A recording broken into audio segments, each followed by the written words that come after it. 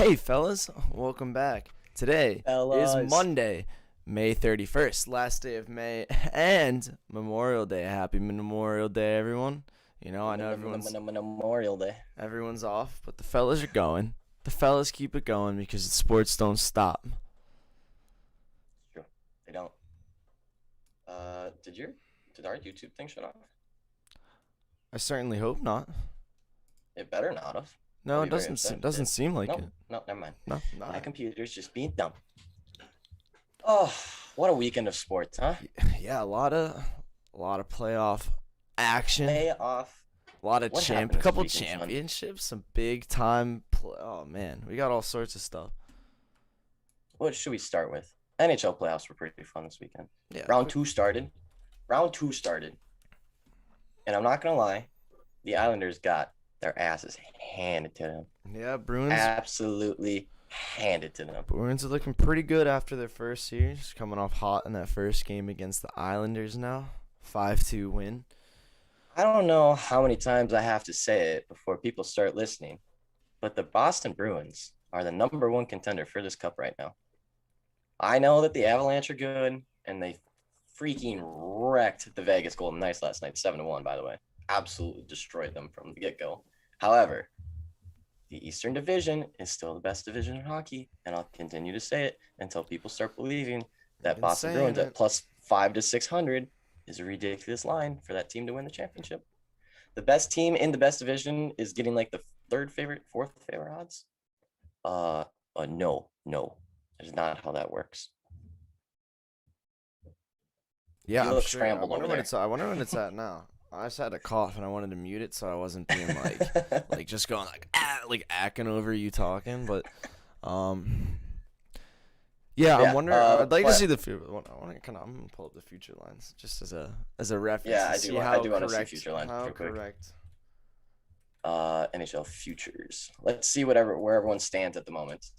Okay, I feel like this is not right because DraftKings still says the Bruins. Okay, the consensus is at 496. 490. Yeah. So Avalanche 400. Avalanche has now moved up even further. Mhm. Bet MGM has them at plus 175 actually. So they are starting to get lower and lower. That plus money is starting to get lower and lower. The consensus is plus 231 across sports books though. And then in second, we have the Lightning and the Bruins tied at plus 500 or 496, which is ridiculous because I would think you can bet both the Lightning and the Bruins and be pretty safe in this one. So just so we're all aware, we can still bet the Avalanche, Lightning, and Bruins, and no matter who wins, we would still profit. True. I'd just like to point that out. We could basically come close if the Avalanche wins. Not quite, but we can bet Avalanche, Lightning, Bruins. And even if the Avalanche win, we really don't lose money, depending on how you bet it. Just saying. Just throwing it out there. It's good to know. Just throwing it out there. It's potentially. And NBA playoffs this weekend was a little less exciting. There was blowouts, and the teams that no one wants winning. Well, the Nets done did the shit and done fucked up the Boston Celtics yesterday. yeah, they sent him to the moon. Chris the Paul Suns. finally looks healthy. Yeah, they kind of just handled and AD went down. What a difference that guy makes. Yeah, absolutely. Unbelievable. Absolutely. Like he's not healthy. They look all out of sorts. He comes back. You can tell he's healthy. He doesn't even have the K-tape on his shoulder yesterday. Yep. He's shooting. He's chucking up threes again. Although I did see him pass on some threes that he definitely would have taken 100% CP3. Yeah, but you know what? He definitely would have taken some of those. But he looks pretty good, and he played very well last night. Very, very, very, very, very well. It was great. And I think that the Suns series, come out. the balance of that series has gone back to the Suns, I feel like. Yeah, I'm not gonna lie. without AD is huge. Yeah. I don't know for how long After he's supposed to be out, but After game 3, I was like, ooh, this is not looking good. The Lakers look good. The Suns do not. But between AD leaving the court and Chris Paul getting healthy again, yeah, man, that's a big switch. That's once again a scary team. Yeah, playoff weekend. Champions League happened this weekend. Did you watch the Champions League, Sean? Did you watch a little bit Chelsea there. upset Man City? I heard all the news about her. Big upset. It is a big upset. Chelsea and not with the only is it dub. big upset, but Chelsea literally cannot lose to Man City in big games. I think Man City, I could be wrong about this, had a chance at all 4 major titles this year, and Chelsea stopped them from 2. Wow. Chelsea, they do not like them at all. However, Christian Pulisic, our boy from Pennsylvania, is the very first American ever to win a Champions League. Attaboy Christian. Wow. Attaboy Hershey boy. Hershey boy getting it done. And he actually got in the game too. And he almost scored. Yeah, first American. That's crazy, dude. That's the very first American finally won a Champions League title. How long has soccer been around for? How long has soccer been around Shoot, for like in the 20, US? 25 And we just had our No. very first Yeah. player That's pretty crazy. on like a 22-man roster. We had Yeah. our very first player win a Champions League. Wow. We fucking suck at soccer. Badly. Not even a little, not even a moderate amount, a lot. We suck at soccer. We're bad at it. We're doing our best, and we're getting better. We're steadily improving. Football. Football's back in the news. I love when football's back in the news. What It gets did me they do? very excited What for did the they NFL. do now?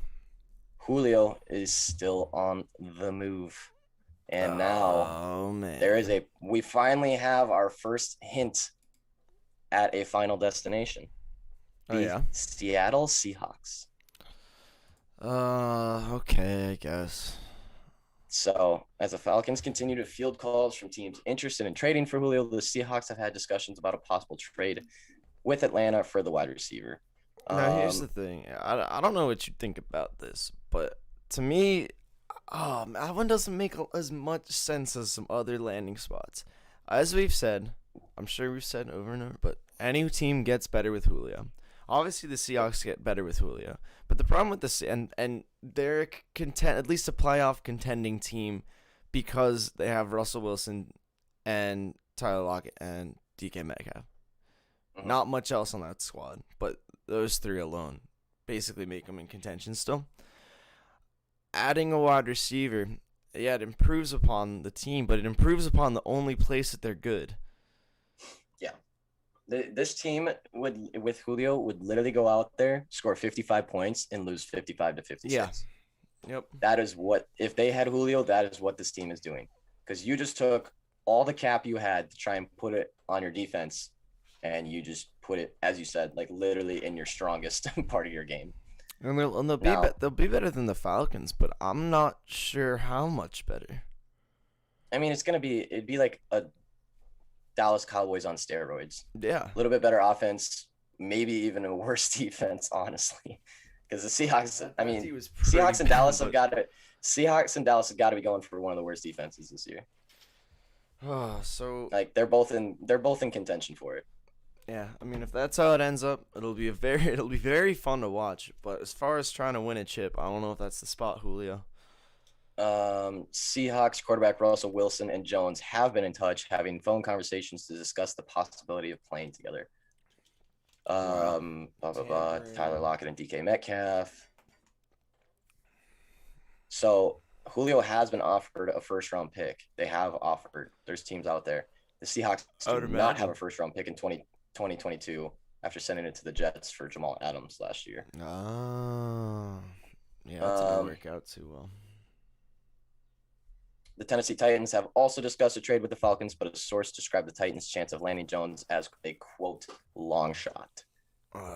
That's a shame, but I guess they won't keep him there. It is likely that Jones will not be traded until after June 1st because of the salary cap benefits for the Falcons. $15.3 million is fully guaranteed for the season. It's scheduled to cost the Falcons $23 million against the cap in 2021.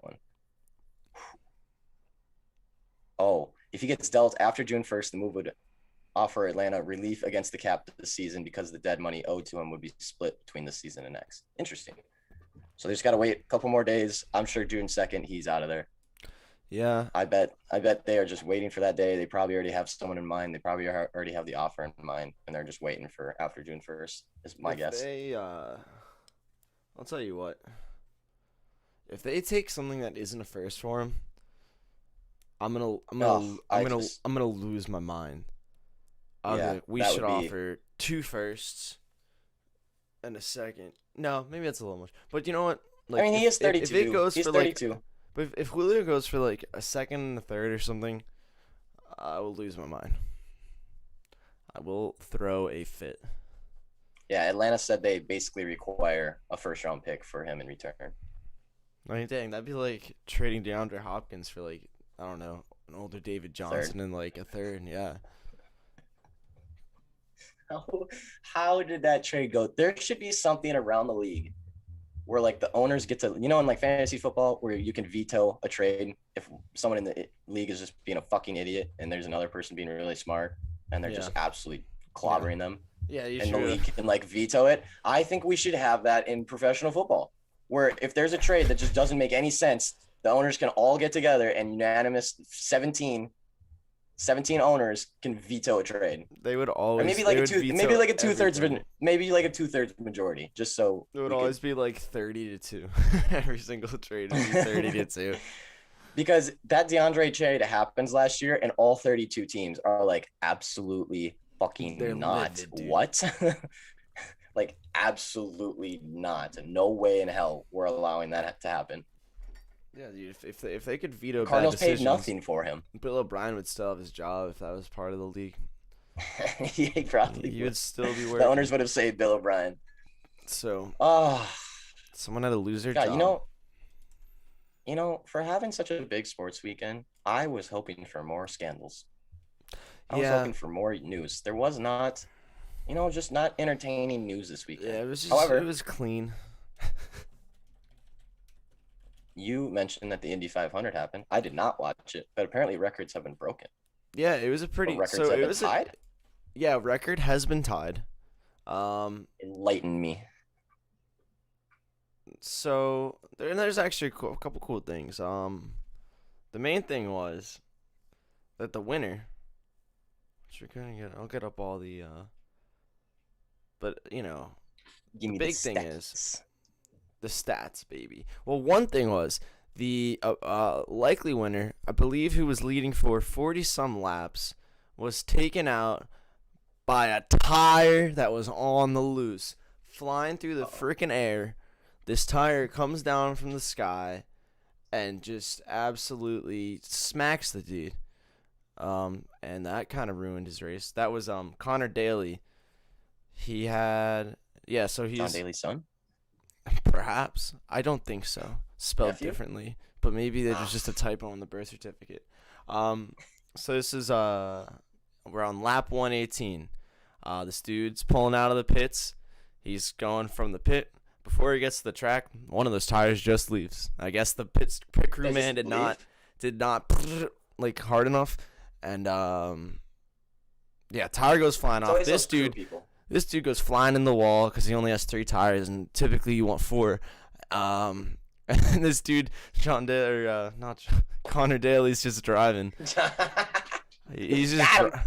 but he's just driving, and he goes, "This is his quote. This giant tire just flew out of the sky." That's what he said. But yeah, I he feel like I ended need to up watch more NASCAR. coming in 13th.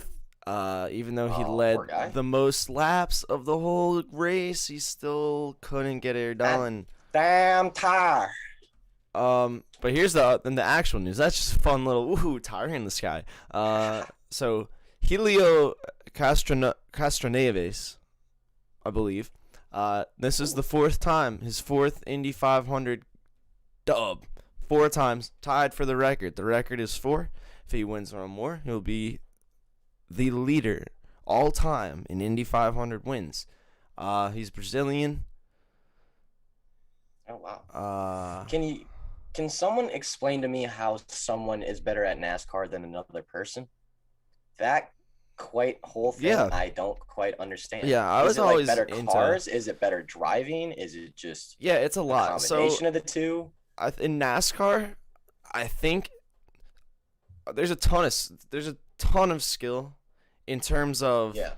the just staying on the track around all these like 3 wide, inches between your cars going a good Oh, like yeah. 175. So there's the skill to just survive in that, Half of it's Mhm. that skill to just stay alive, and then it's just about having the most massive balls and being like, I will put this car on the brink of disaster and I'm going to Massive. get around this dude. I'm going to do that. I'm going to do that. I'm going to it's like the whole thing is these cars are so simple, you know? Yeah. Like your F1 cars, even your Indy cars have so many aids and like boop boop boop, hey, warning warning, and you got your guy like coming in and he's got all the stats and like coming to his computer in the pit. NASCAR, it's like you're in the car, you have like the thing that tells you how hot the engine is, thing that tells you how fast you're going, things that tell you your RPM, and the headset with some dude up in the thing going like, hey, you got a guy on your left, and then that's it. And you just have to tell them. You have to tell them how your car is feeling. You have to tell them how everything's going. So it's really just about like a lot of it is the crew and the team and putting the car together and like maximizing that downforce because essentially it's like it's all about the downforce. And if you can go real fast around the corners, that gives you more downforce and that makes you even able to go faster. So a lot of it's the car setup and a lot of it's just having big balls and wanting to kill yourself. Yeah. Well, sounds interesting. It's something that I feel like I should watch occasionally because it has like a very strong fan base that is very passionate about it. Yeah. And anytime there's It'd a be fun sport to with a bet very on, too. strong, oh yeah, anytime there's like a very strong fan base because NASCAR has a fuckload of money that goes through it. Like it is a very very big market. NASCAR is massive, like massive. Yeah, it's And like, any sport that has that kind of following and everything, like there's clearly a reason why. Like, oh yeah. even if you hate NASCAR and another left turn kind of thing, like there's a reason it has a massive following. It's probably because it's very entertaining, even if you don't find it that entertaining. Because I agree, those guys are fucking nuts. Like to just be on the track, to just be in that car at like 100 and something degrees. Oh yeah. And you're basically driving like a massive go-kart that can take flight if you fuck up. It's like I never even get the another left turn thing. It's like, well, yeah, the track's an oval. What do you want them to do? It's like, oh, you go to a Right baseball turn. game and you're like, oh, another at bat. It's like, yeah, that's correct. It's a baseball game. Yes, this is the sport. Yes, another at bat. God, how many? That's how I there? feel at baseball games. It is, yeah. Until Uh, you get some sticky fingers. yeah, I think And I you think got Joe West, the only umpire in all of baseball, telling you yeah, not they're to. like, let's go, baby. We're at a baseball game. More dingers, more no hitters. Somehow both at the same time. Yeah, somehow we have people cheating on both sides, yet we have like more entertainment for the game. Doesn't quite make sense, but hey, I'm here for it. We also had if we're on a little NASCAR kick, we also had the Coca-Cola 600. Ooh, who won that? What's the difference between 500, 600? The amount of laps? Yeah, it's either mileage or laps. So this is like the NASCAR, like your typical NASCAR you think of. The Indy 500's Indy cars, the one that happened. Yeah. Is like, Indy drivers. So this is your typical. But yeah, Kyle Larson won that. It was pretty there was something. Oh, he broke a record. Yeah, that's us. They're trying. Yeah, his Kyle Larson record-breaking gives win. Hendrick Motorsports record-breaking win in Coca-Cola 600. The first thing thought about is Kyle Larson crossed the finish line. 37 years later, he would become the winningest owner in NASCAR. Want me to so Holy shit! Hendricks Motorsports a record-setting 269th win, passing Petty Enterprises. That's an interesting. like thing to Richard call Petty, yourself. all them. Yes. You mean Tom Petty? Yeah, probably his cousin, spelled the same. I got it. Knew it. 269th win though. That seems like a lot. Like an absurd amount. Yeah, so it's actually it's pretty crazy because I mean some of those other teams have been around for so long and have seen so much success. This is only so I think Rick Hendrick started just Hendrick Motorsports, that's what it's called. I was trying to think of what the actual team name was. Yeah. But he started that team in like probably less like in the 80s or something, mid 80s. 84 it looks like. Yeah. So he started it then. Or and sorry, now- that's when they got their first win. oh, all right. So close to then though, probably. And he's amassed. Yeah. as with the squad, built the team and amassed a ton of wins and a record-setting 269 total is pretty crazy. The best How many team. races even are there in a year? I feel like Um, 269 is like in a ungodly number. it is a ton. Like, dude, Just even if you're on, like, that's what, 30, well, keep in mind that there 37 also years are ago. multiple. I'm not sure Yes. how many people are on this team currently, but 37 years ago, but even at that, that's what, 3, 6, 9. That's like 10, not quite 10 wins a year, but like that's a lot of race wins in a year, I feel like, over a 37-year span. Winning like 8 races a year, I feel like is a lot. so there's Also, is it just 36. Henrik? There's 36 races in a season. I want to see who's on Hendrick Motorsports as well, So they're because basically winning like 1/4 of every race, or like 25% of races since 1984. dang. Shush. Shush. That's quite incredible. I would have thought it was like Ford. Is that considered one of the teams? Right? No. So here's how it's. This is like the teams. Mm-hmm. There's basically through. You got your like the manufacturer, your team, and your sponsor. Okay. The teams are all kind of. It's more behind the scenes. You probably wouldn't be paying much attention to the teams unless you're like really watching it. Yeah. But they like it always adds a little fun. So there are 4 drivers on Hendrick Motorsports right now: Alex Bowman, William Bryan, Chase Elliott, and Kyle Larson, who did the thing. Ah. Okay. Okay. Okay. Okay. Basically, like at the end of the day, they're kind of all running for themselves, but then like they'll get communications from each other about like hey, Yeah. Hey, slingshot me, dude. I've like watched Talladega Ford versus Nights, Ferrari. I know how it like works. Talladega Okay. Nights, bro. Yeah, I've watched Talladega Nights and Ford versus Ferrari, so I'm Yeah, dude, basically an it's like expert. You don't Ricky have to explain Bobby. it to me. It's like Ricky Bobby, and he's doing the shake and bake. That's how they do it. They were teammates. Gotcha. Gotcha. They work Makes sense then. together like a team, and that always makes the dream work. Turn me up, Matthew Ryan. Turn me up. I have a feeling that might be Matty Oddlocks. I have a I have an inkling that that might be Matty Oddlocks.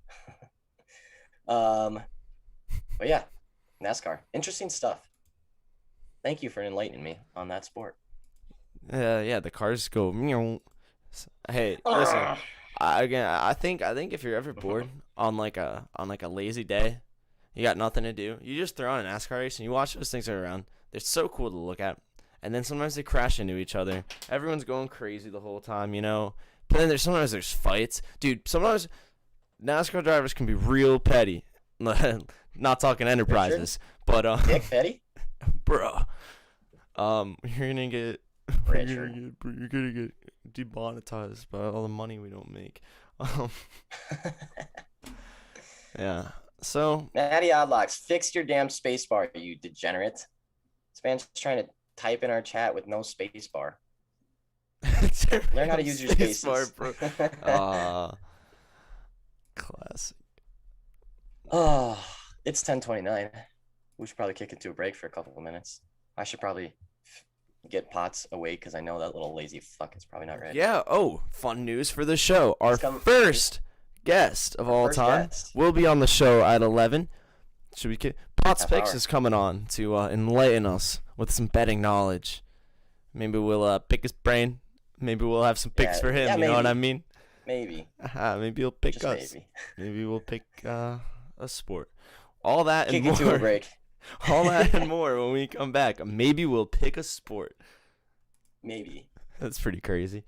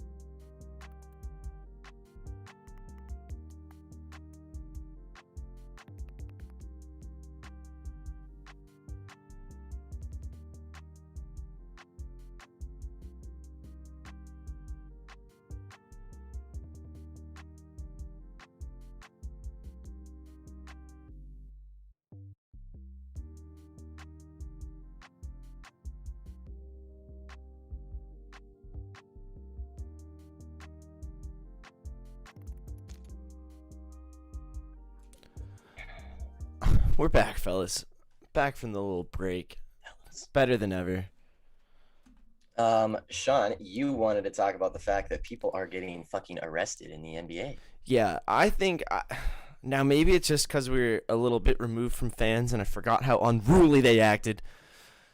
But man, Fans forgot how to fucking act. but man, y'all cooped up in your house for 1 year and you start wilding out. No, but for real, I think I can't remember so many players having things thrown at them, projectiles and spit and like remarks to their family. I think so. If I'm remembering right, Russell Westbrook, he got popcorn thrown at him in Philly.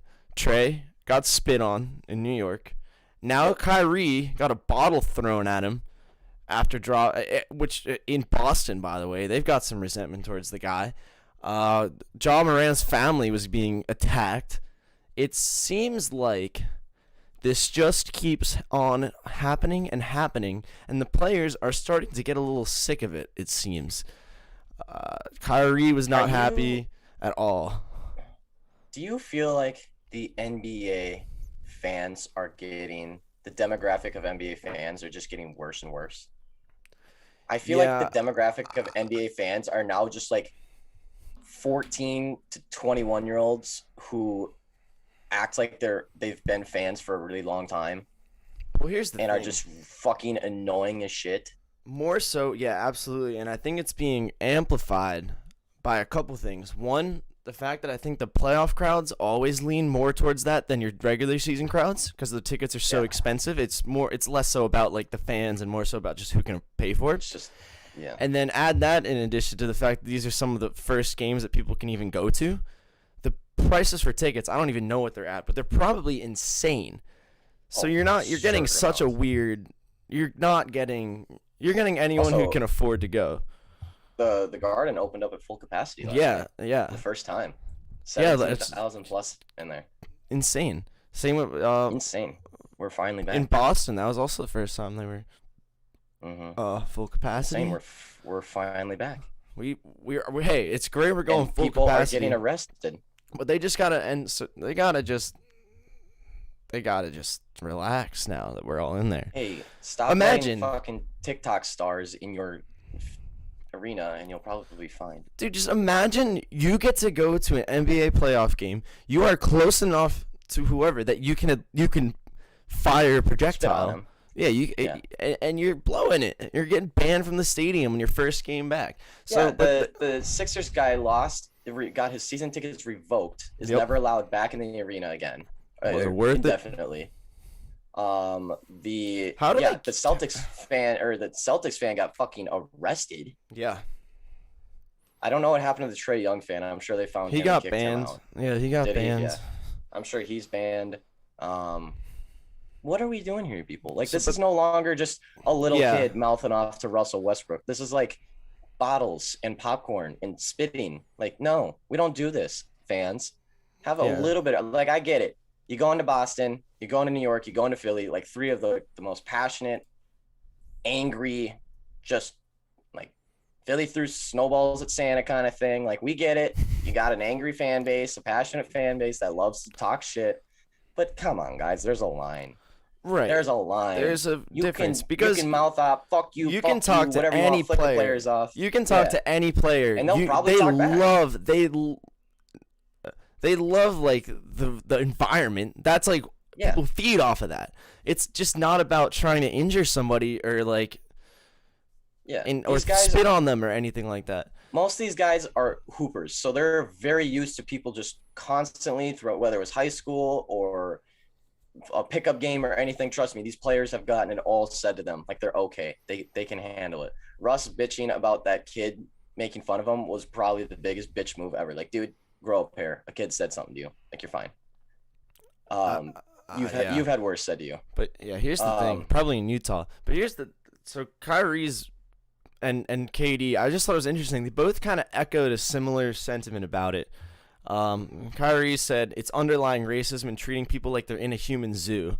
He said throwing stuff at people, saying things at a certain point where it gets to be too much. You see people just feel very entitled out here. As a black man playing in the NBA, dealing with a lot of this stuff, it's fairly difficult, and you never know what's gonna happen. And then This is KD kind of what I'm said, talking about. "Yeah, it's about the same." If he said fans have got to grow up at some point. I know that being in the house for a year and a half with the pandemic has gotten a lot of people on edge, got a lot of people stressed out. But when you come to these games, you got to realize these men are human. We're not animals. We're not in the circus. They both were like, "We're not in a zoo." Yeah. Which, hey, to a certain point, you got to deal with it. I mean, you Like I get get banned the I from get the the throw zoo. I get the yeah, I get the throwing thing and the spitting on, like, it's not cool. But at some point, like, hey, players, deal with it. Sorry. You want fans back? You got the fans back. Deal with it. I have no problem with people yelling "fuck you" the whole game. I have no problem with that. It's I fun. think that is great for the game. It's part And of the if that sport. gets underneath your, and if people are, as long as we're not, racial slurs and everything like that, as long as we're keeping it clean, um, I have no problem with the fans constantly all game long just chewing you out. Like, welcome to home court advantage, guys. Yeah, Sorry. I Like, don't think what more do that's you what they're. want? Yeah. I don't think so either. But yeah, fans, we need to be better here. This is not okay. You don't throw things. That's, And they said the same thing that I'm kind of thinking too. It feels like the NBA fans are becoming more entitled, like they have yeah, a yeah. part of the game, and it's weird. Like and I don't know. Like you said, it might just be playoff fans because they're so expensive, and the only people getting playoff tickets right now are probably, hey, not all of them. Just saying, majority of them might be a little bit entitled for a lot of money in the Yeah. MSG or in the Knicks arena. Or trust me, I saw the pan out to those fans, and I can promise you, those fans have not been Knicks fans their whole life. No way in hell. Half of those people were fucking 18 years old, little white boys with their phones out recording the Knicks. Like, no, you have not been a Knicks fan for that long. I can promise you. They've never been alive for Um, a good Knicks season. I mean, yeah, but like, fucking Spike Lee's been in that building for what, 20, 30 years. And I'm not saying everyone has to be like that, but I just this the I fans like are it. clearly Yeah. They're not just. the fans. Like, not the fans. Just like I anyone mean, who's yeah. I spitting just on a think player is not like a real fan. You're just there to be a fucking if nuisance you're at that point. foregoing your ability to go to a game to do something like that, then you're not a fan. Because that means you Yeah. don't want to come watch the games anymore because you're gonna get your ass booted. Katie ended it with this. I was like, all right, that's kind of tough. He said, "We know how these people are here in Boston. We know how passionate they are about Kyrie in particular. They're still upset at him. That's no reason to act childish. Glad we got the W. Hopefully, we don't have to come back here this year." Oh, And they probably won't.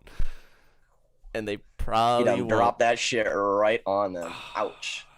Ouch, Man, Boston. and you Get know what? fucked. Here's the worst part about it, man. If it was a heated like second round matchup going to like game Oh, yeah. 6, Going to and back to Boston.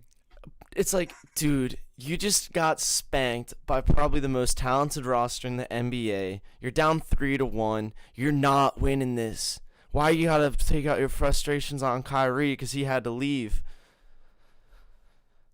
I thought you Because he wanted wanted him to out. play for a better team. I thought you wanted him Didn't they kind gone. of force him Yeah, out? wait. I'm confused. You're mad that he. We hate you for telling you to leave. You terrible person. But did you get hurt a couple times and then play okay and get us to the And playoffs, we but really kind of didn't get want hurt during you. the season and then. And then we were super excited about Kemba because we felt like it was going to be better than Kyrie. But it turns out Kemba's really good, but not better than Kyrie because Kyrie is like And Kyrie's like one of the best point guards Kyrie's in the like league. like a generational type point guard, at least with his pure skills on the floor. Oh no, but Oh, nothing I like more than talking some rah rah on the Celtics. true that. Warms my Away heart. from basketball, Bye. away from professional sports, there has been some things going on in the college realm. The College Athletes' Right to Organize bill, co-authored by Senator Chris Murphy of Connecticut and Bernie Sanders of Vermont, presents a direct challenge to NCAA's fundamental premise of amateurism. It asserts that any college athletes who are compensated by their school for their athletic ability, whether through a scholarship or other means, should have the right to organize and collectively bargain, which basically means that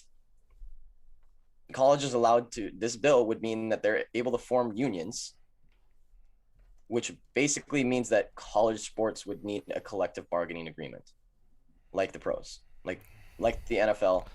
There'd be a It's collective bargaining agreement, and the I don't know how that works. If yeah, it's yeah. through it's Here's the between the problem. deans and the students, or if it's the NCAA and the students. Yeah, like here's the problem with it. That's great in concept, really nice idea, but like, who's you're being bargained on, right? The bargaining Mhm. that's supposed to be for your benefit. You're not. The students aren't going to be represented by students, and they're not going to have their own lawyers or anything like that. They're going to be represented by the same people that are making up what they have to do now.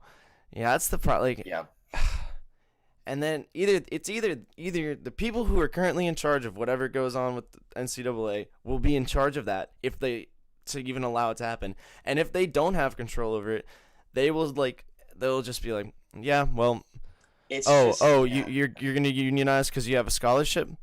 Yeah, all right. Say goodbye to your scholarship. Like, have fun. Yeah, We'll go find. that's gonna be the way that they fight back. Is be like, fine, no Yeah, scholarships then, no it's athletic scholarships. Like that'll be the way that they fight back, which is gonna be really shitty for the people who go like D2 and go on academic scholarships. yeah. That's gonna be the really. It's not gonna be the D1 guys who are 5-star at like they are not gonna take the hit. The hit's gonna come from, I mean, the equivalent to the minimum league salary in professional sports, which is where the CBA always kills people. Is the minimum Yep. league, and that's who this one's gonna kill too. The unions would absolutely destroy the lower guys who are getting academic scholarships, 25 to 50% academic scholarships to go play Yep. at sports somewhere else, and that's where it's gonna kill people. So, while it's a good idea, and while I still believe that players should be able to make money off their name, image, and likeness, because how are you not allowed to make money off your fucking name is still just mind blowing to me. But Yeah, that's truly the only thing that I think should change. I don't think there should be a union. I I don't think agree. that we need to collective bargain agreement because that, as we've seen in professional sports, hey, you're allowed to smoke weed now. But by the way, you have an Yeah, entire another fucking game to play. and By that the way, is we're gonna with drop the league. We're gonna drop the league salary. By the th- way, if you get hurt, we can cut you. and keep Even in in an off mind season, like that is off-site bargaining. training. That is with full-grown men, all of whom have agents who are making like And all of whom but are making six seven figures figure plus. salaries. Yeah, 6 figures plus. So keep now, and they get, and after every CBA, everyone goes, oh, they got completely taken advantage of. They got completely screwed over. NFL always does it every time they have their CBA meeting. Because they have all And the fucking power. so They imagine, own the league. imagine how divisive it would be with students who probably aren't even representing themselves here because they don't have agents, they don't have lawyers. Maybe some of them, again, like what you said, the best of the best probably can. Either the school can help them out with that kind of stuff because they still, unless the CBA involves them getting paid too, they still can't hire a guy. I completely agree with you. I think the first thing, first of all, there should not be a union. There should not be anything that has to be bargained upon. It should literally be like the rules just need to change. You shouldn't have to opt in, opt out, do anything, bargain with anyone. The rules No, are just 'cause if not this- fair. And if I this turns completely into agree that like off of likeness is the one thing I feel like that everyone can agree on. How can you not? Why can someone not just like go home over the summer and have a camp? And then just like what's wrong with that? Like because I can see the argument. I don't necessarily agree, but I see the argument for not like paying the players. I can see that. Yeah, no, we don't need to be stopped. The whole like stipend thing, first of all, already kind of happens. Like you're already getting a little bit of game checks, just so everyone knows. At big D1 universities, football and most times basketball too, you're still getting a little bit of game checks. So trust me, there's a little bit of a stipend in there. It's not much. It's not enough to live off. I mean, it probably is a lot enough to live off of. But like, we don't need to be paying players from university or the NCAA. The NCAA is a nonprofit, which means that which is not nonprofit. It's one of the most Don't take it literally. The thing is, don't take it literally, but it just means that their donations that they get has to come back out. I mean, they're all taking 6 and 7 figure salaries, trust me. But the reason that the scholarships work the way it is because whatever the NCAA gives or takes in, they give back out in scholarships. So we don't need to be paying people because a scholarship is paying someone. You're giving someone a free education. And as much as you don't think that's right, as much as you think that's stupid, for 90% of all professional athletes, it's very smart to get a degree because Yeah. for 90% of all professional athletes, you're going to get the league minimum, which for 4 years is really cool, is a lot of money. But after that 4 years, you just worked your whole life to play 4 years and make probably $3 million. Well, plus, And now and you have that to is, have a career. and that's assuming that you become a professional athlete. Yeah, that's which again is assuming 1% of like 1% of all the people, Right. anyways. So if you're in that 1% who manages to make it to the professionals, and that's in, by the way, we're even talking about literally just basketball, football, baseball, or hockey, or soccer. Any other sport you play, you will never see close to that amount of money unless you're like an Olympian.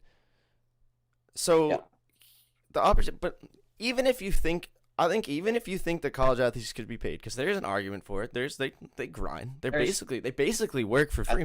But the main thing, especially when you look at how much money some of those programs make, insane.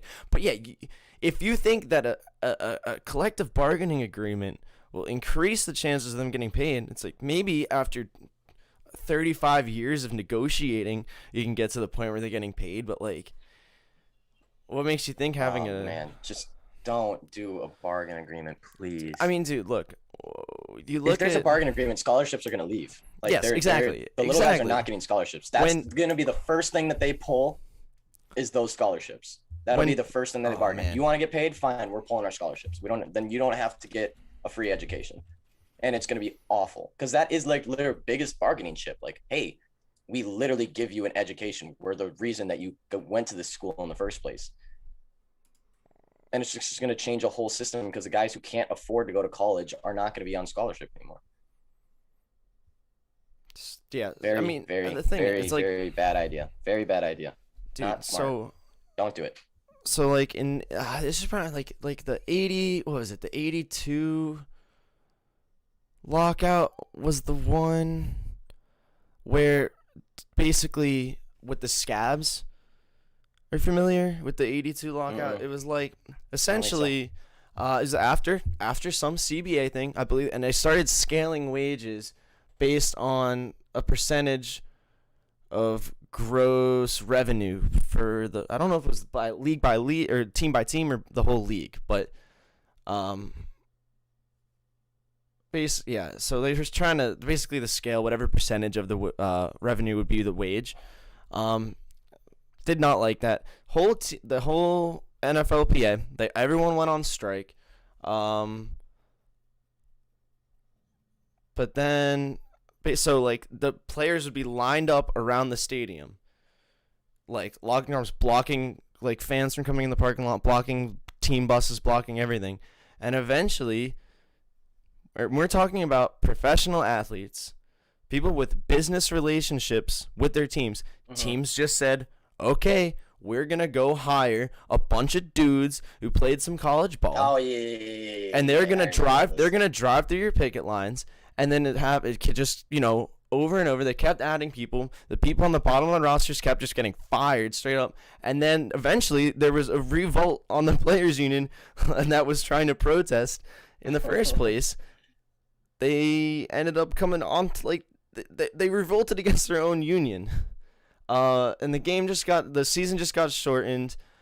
They managed to get some severance packages and stuff in the negotiations, increase in salary, but also they were allowed to see copies of their own contract. So keep in mind the times where, if you think sometimes it's unfair right now, boy was it bad. They had no pensions and they couldn't see copies of the contracts. But man, it was the union revolted against itself. Yeah, which I feel like would happen if we did this in the NCAA as well. Yeah, because that is with adult men with agents and contracts and their entire salaries involved on it and riding on it, and it still happens. And let's remember that the NFLPA is already hard enough to speak for the whole league when you have 32 teams and 50-something people a guy. Right. You know how fucking hard it's going to be to do a CBA and D1 when there's over 180 schools and over 50 people on each one of those fucking teams? How do you can you imagine? that is the biggest problem. I think I Like the didn't even dude like that's going to Texas Western Northern Southern Christian Catholic Lutheran Baptist. University is not going to get the same CBA, or that CBA does not work for the guy who goes to Texas Christian Southern Northern Lutheran Catholic school, does not get the same fairness that the quarterback from Alabama gets. Exactly. Those guys are on two different levels and need two different CBAs. Like, And because not and the the same with CBA the that benefits the schools. Alabama guy is not benefiting Mr. Texas Christian Catholic dude. Yeah, and you know, let's say Alabama having to turn around, let's say if they get required to pay a certain amount of their revenue back to the players or in some form or another. Yeah, because the NCAA is now not doing it because they're like, oh, it's CBA. You guys want to get Right. paid? Fine. I don't even We're not know gonna how do that it. would work with the NCAA because they would just say, no, you can't have a union. So I don't know if this is assuming that people join the union and then leave the NCAA. I don't even know what that's like, how it would even be implemented. I'm ignoring the fact that that I don't think it, but like Yeah, no, this is just it's a goofy. clusterfuck. But I think the worst thing is also like the schools are so different. Not just the players and what they would be expecting to get, but what the schools would have to do. I feel like it Yeah, would just screw over all the small schools. I feel like there's no it way would. It that the schools absolutely that would. make the least money that are still trying to give their boys, scholarships and This is provide like a why good we team. do name, image, and likeness and just keep everything the same. Yeah, I Everything stays the same. If you're a player grinding out there and you're just not popular enough, sorry. Like you and I got your think education still. I'm sorry that you didn't make money during college. It's just the way it is, dude. You have to be the best of the best in college in order to get money. Sorry.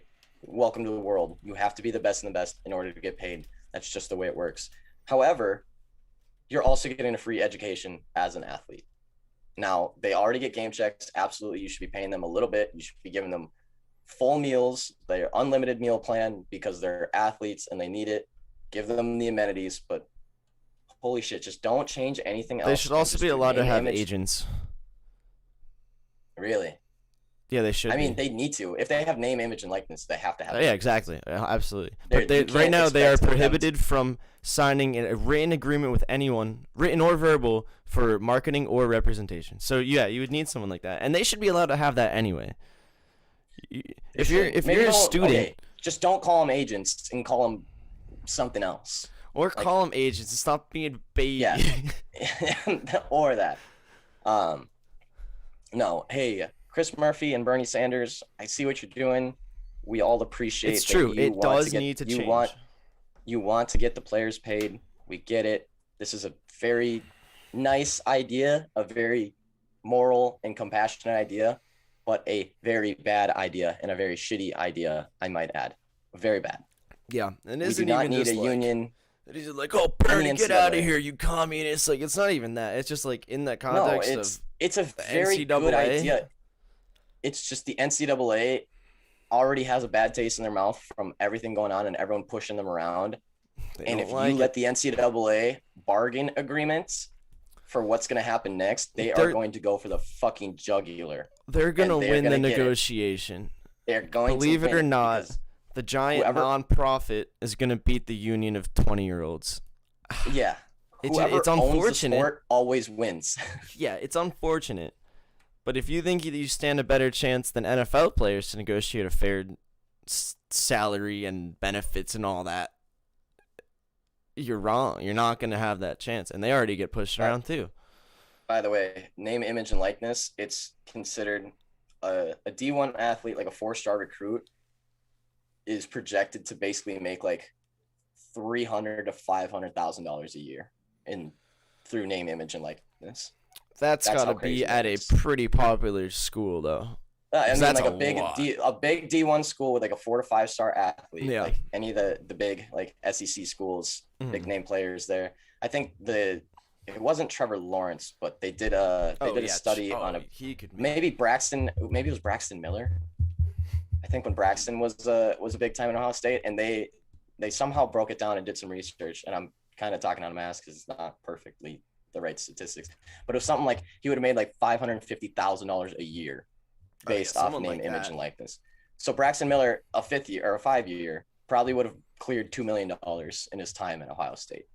But the thing is, like, I know that's a me. Like, obviously, if you're one of those dudes, like, Oh, go Trevor for it. Lawrence would have cleared Yeah, like so much money. Are you kidding me? acquire your bag, Joey no doubt Burrow, about it. But Trevor. like even Yeah. if you're like I don't know, decent ball player and you just get a And Wheaties wants to local a, sponsor you yeah, for a not couple even like tens. literally just like some like sandwich place gives you Yeah, like like a local couple sandwich store grand. that Yeah, a wants. Yeah, couple grand and just exactly. like takes and puts some shit on like Instagram or something. What's wrong Like with that? exactly.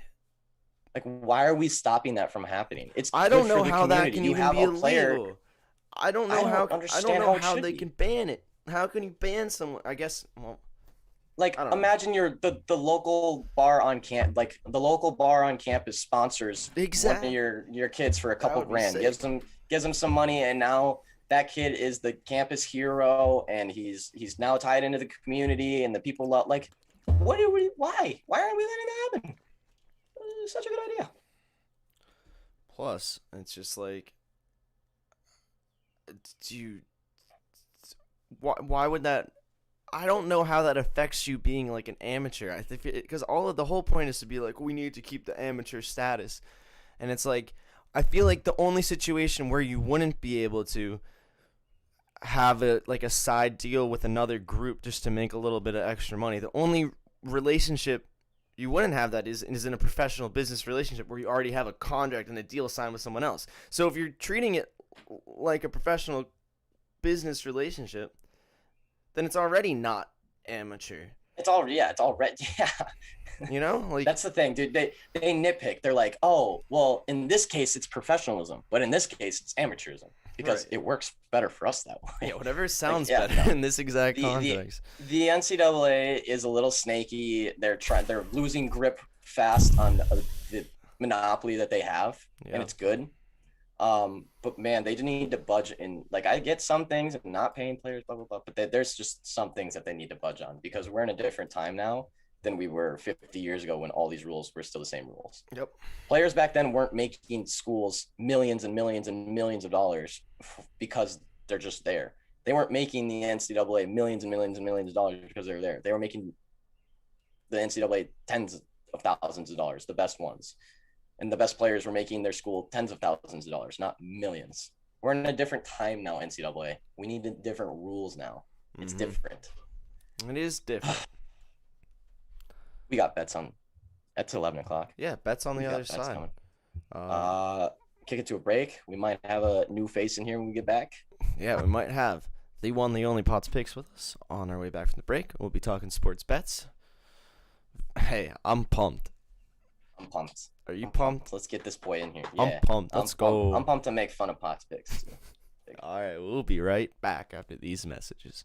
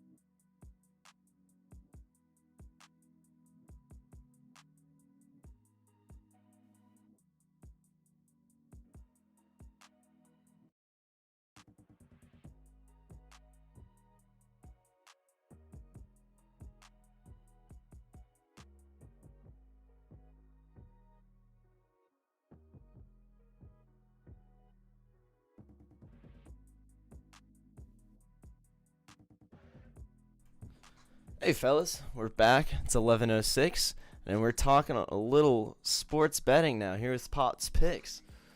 Oh Let's shit! Pot's go. picks in the We building. did it. First official guest. Yeah, well, The first one, I'm glad, Pots. I'm glad that you finally invited me. I mean, geez, I figured I would. You would wear a Mizzou shirt for this too. Absolutely, I would. I mean, you have that ugly wild thing in the background. So. Stop making fun of my team. At least I have a hockey team.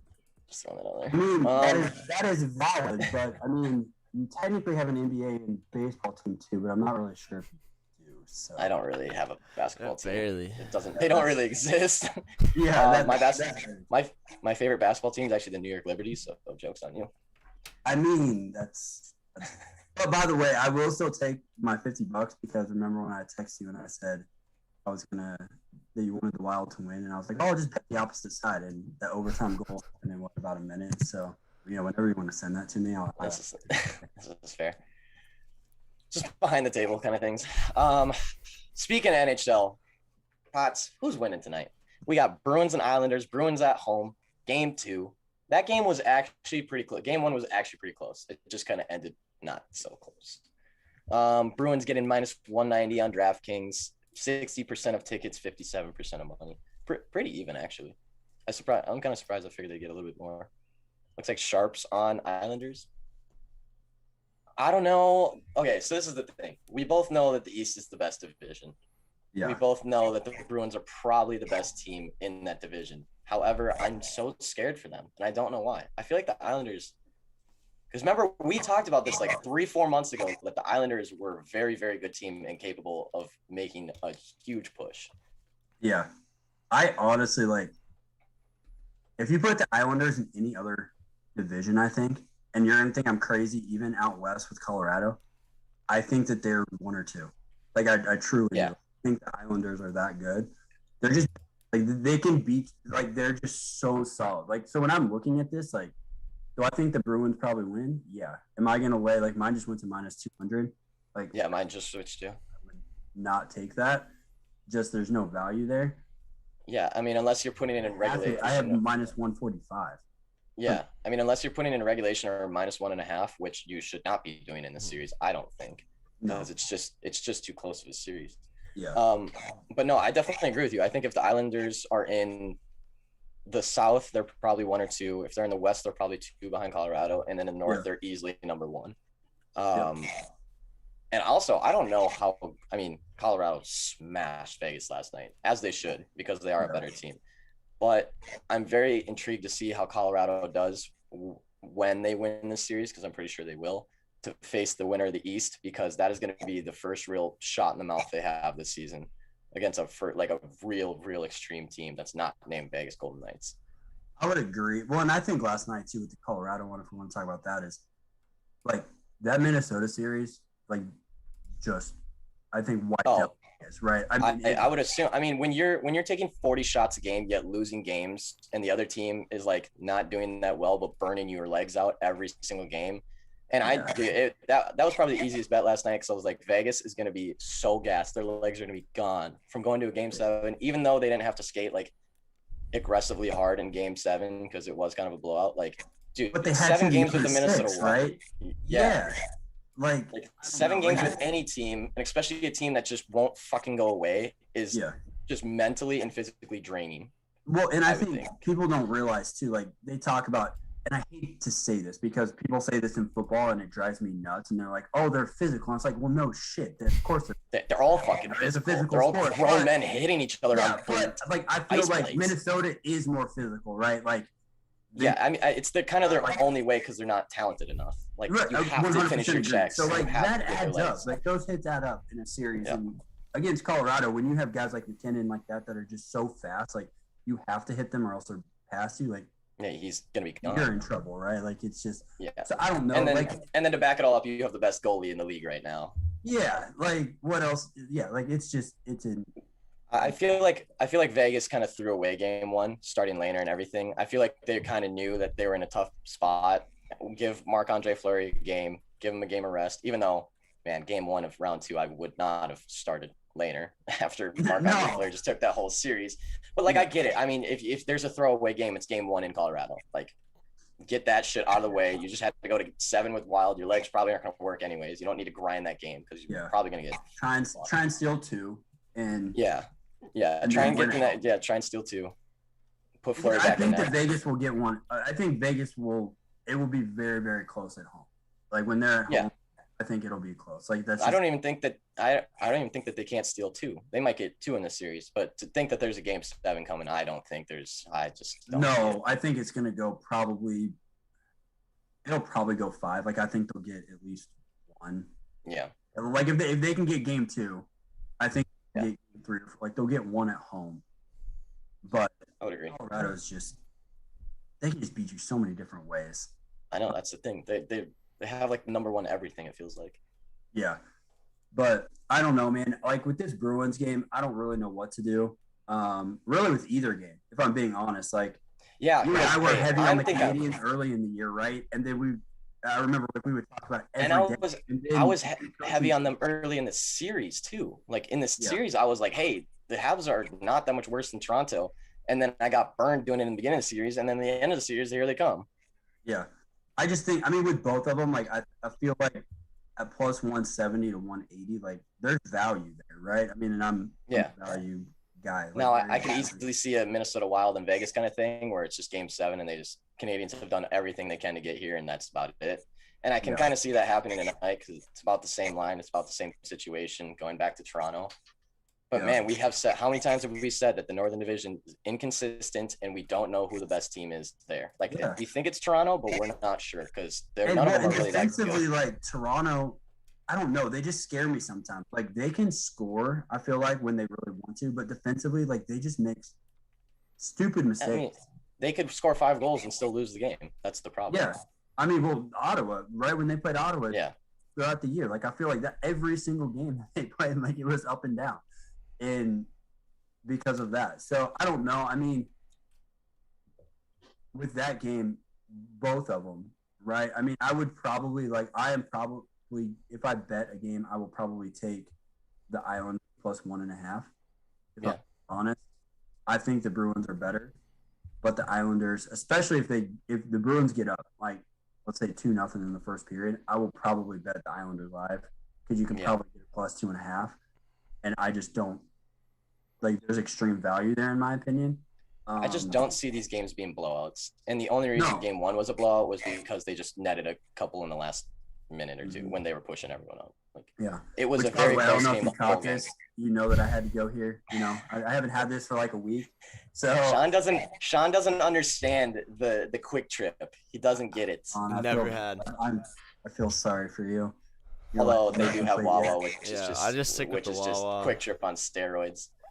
I mean, but there is something about the nostalgia of Quick Trip that just, man, really sucks you in. Right. But I don't know, man. Like those games are tough for me. What do you think about Islanders Bruins over? It looks like it's set at 5.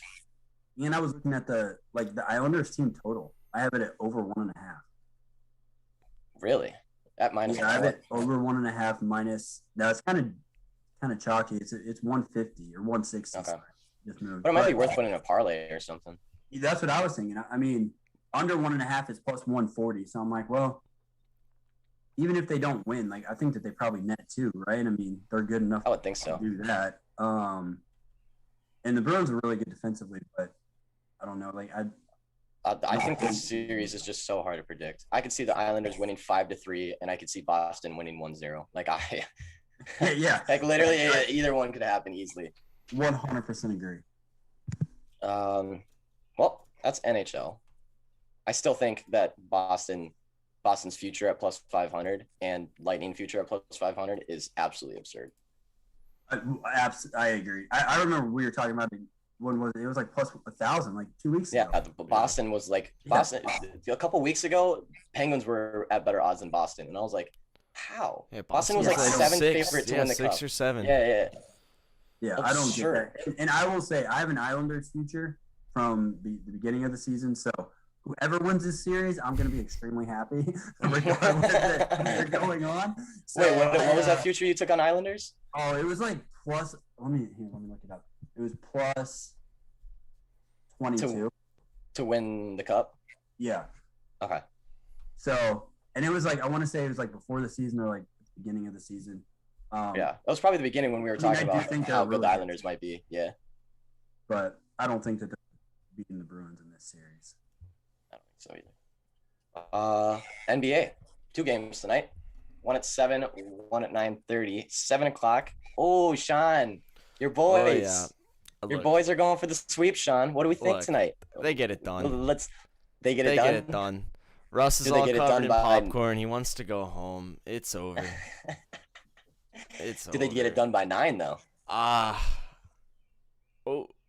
It's just changed live on the show. Breaking news. I could see if they just get out too big in the beginning and pull the starters. Don't want to get Joel hurt. Keep him rested. So you're saying Sixers first nine's half a lot. -4.5? I like that. I like the first half a lot more in this. If I would take anything, it would be a first half. Okay. For I will say that these Sixers are getting 88% of tickets. However, Potts, did you see this? That's kind of weird. 88% of tickets, but only 61% of money. That's interesting. That is kind of odd. I wonder if that's going to change though as the day goes on, as more people wake up from their hangovers and weekend, whatever. Like, is that gonna change? I would assume it changes a little bit with money probably going towards the Sixers. I would assume. Yeah. However, 9 is a big number. I also like the under in this. Under 229.5. I don't think. Yeah. I think by the end of the game, I think one team's getting dominated and they're tired. I don't think it's going to be a too high scoring. Honestly, I think it's going to be like a 110, like 90 type game. Yeah, and I'm not saying necessarily spread whatever. Like, I think it's going to be in that range because for the Wizards to have any chance, Beal and Russ have to go off, and Bertans, right? I mean, he has been atrocious. Yeah, he's gonna need to. You don't need to step it up a bit. Yeah, like he's been just bad. So that's the Sixers game. I think the Sixers. I can't imagine they lose tonight. They just look so much better than the Wizards. So much better. As they should. Their money line is getting 99%, which is interesting. Wow. As far as like the public money and everything shaping up, I think this might be the Sixers' toughest game to cover. I don't know about win. 9's always a lot. Because I haven't seen them get stacked this hard for most of the series. I'm gonna be honest. One that I just looked at, because I think this is the only thing that they have a chance of winning, is like Wizards first quarter, because they might come out hot. Yeah. 76. They did it game 1 and game 2, or just game 1? I forget. Yeah, game 1 they had them at the half too. Yeah. Yeah. I mean, now it's only. I mean, it's plus 2.5 for even money. So I'm like, it's worth like a small shot, right? I don't know. I just don't. At the end of the day, the Sixers are just so much better. They really are. Good. They're better coached. Which pains me to say that because I think Doc Rivers is one of the most overrated coaches of all time. I've told you that, and you think because he is. But like, I mean, the Wizards they're just coached well, and they're not efficient. Like offensively, they just aren't. I mean, like Russ puts up a ton of stats, and he is a complete monster. But honestly, if it's shooters, and if they are not hitting, they're done. And it relies on Russ and they have to drop 35, and Bertans gonna have to shoot like 40-45% from 3. I mean, unless a lot of things have to come together for them to even stand a shot here. Unless Russ and Beal literally drop 60 to 70 together, they can't win. Like they just can't win. They're literally everything. And also, they can't rebound with the Sixers, right? Like, I mean, I think that's no. That's nobody overall like the Sixers. Huh?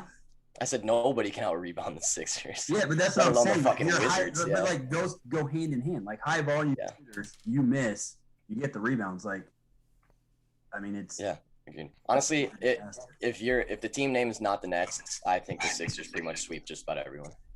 Yeah. At least Well, I mean, they might lose that's it. They might drop a interesting team. game. They might drop a game to someone. I think if they play the Bucks, it's not even gonna be close. But they don't, right? They're gonna get Hawks or Knicks. Most likely Hawks. It looks like at this point, Yeah. dude. The Knicks are bad in the playoffs. Holy shit. Yeah, that was unfortunate to see. Everyone They was look very excited terrible. for them. It's gonna be a nice. They need a Cinderella. bucket getter, man. They don't have anyone that can create on their. Well, they did with Julius all season until the playoffs started, and then he's like, "Nah, I'm good."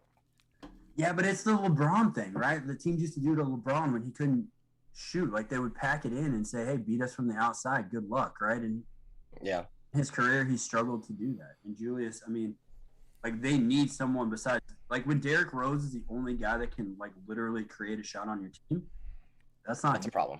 And you, Yeah, you no, can't, they- you can't have Derrick. you You can't be can- playing like like- 35 minutes a game. Derrick Rose. Should Yeah, not be and you playing, can't. Yeah, you can't also No. expect Derrick Rose to control a game. Like it's Yeah. Derrick Rose. To be like, Yeah, well, and that's He's what I'm good. saying. Like He's on a, very on a fundamentally sound. realistically, like on a championship contending team, Derrick Rose is your 6th or 7th guy, and Right. Julius is second or third, probably your third option, honestly. like Right. probably a very good six man to have on your team, like an incredible six man to have on your team. Yeah. But this is not the guy you should be relying on to No. get through games and shit when your second guy to him is Julius Randle. Yep, I would agree. And Noel hasn't been impressing me either. And they needed a huge series from him. Yeah. The other game at 9:30 is the Jazz and Grizzlies. Game 4. Jazz is up 2-1. Again, the spread sits at 5.5 like it did last game. Memphis at home. Holy shit. Memphis getting 14% of tickets and 5% of money. If there is a time to go against the Jazz, I feel like it would probably be tonight. Now, I'm not saying that I'm doing that.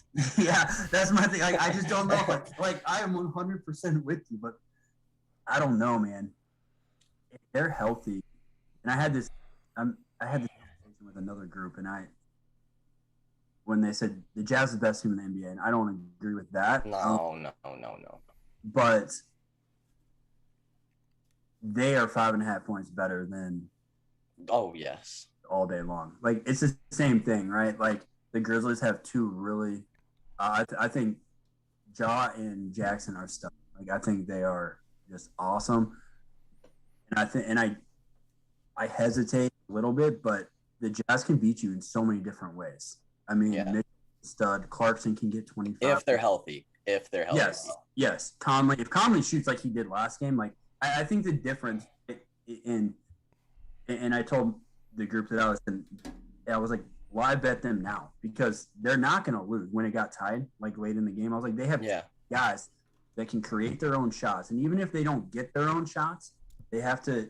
The difference to me is when Mitchell gets in the paint, he can kick it to those shooters, right? Or Gobert is a standing dunk every single time. He can't do anything else, rebound and dunk, but he does both of those really well. God, I hate that man so Him much. going to the basket, it's like, are you going to give up the 2 or the 3? Like, I don't know, and I don't think the Grizzlies overall. I think they got lucky that Mitchell didn't play game 1, and Yeah. hasn't adjusted. And I think if they win this one, the next game, well, I mean, it's going to be probably 8 or 9, if I'm being Yeah. honest. I will say though that the Grizzlies are just one of those fucking teams that do not go away. That's the And thing. That's I what would agree. makes 5.5 point spreads kind of fun to bet on with the Grizzlies, because it's like they're going to give you a shot unless they just go down huge immediately, which they did last game and they still fought back. Like That's they the came thing. back. Last 3 minutes, Jaw's just gonna be doing whatever he can to keep it close. Probably not even winnable, but keep it close.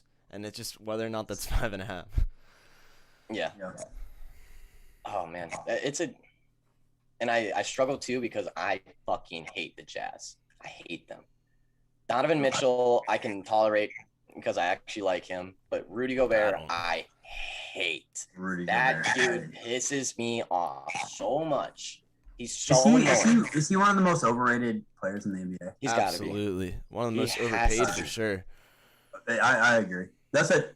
Again, I was having the conversation with someone, and they said, "Well, they have 3 All-Stars." I'm like, "Yeah, but you don't treat all All-Stars the same, right?" Like No. when you And compare Gobert as the an only All-Star reason- to a lot of other yeah. guys, like I mean, The only reason Rudy's an all-star is because he's got 2 other actual all-stars on the team. well, and people were hurt, right? And I mean, Yeah. I don't know. Like, you know, I don't when you see it. consider Mike Conley and Gobert as true all-stars, like, why have an all-star game, if I'm being honest? Like, like Yeah, I mean, at that like, point. they're nice players, but, like, Yeah, I mean, they're good. not winning a Solid championship with those two as your 2 and 3, in my No, opinion. God, no. Right? Like, And honestly, the Jazz don't have enough firepower to win this either. Like, they don't. Sorry, no, the Jazz but are not going to go. I hate the money on this, but like, I do like the Jazz.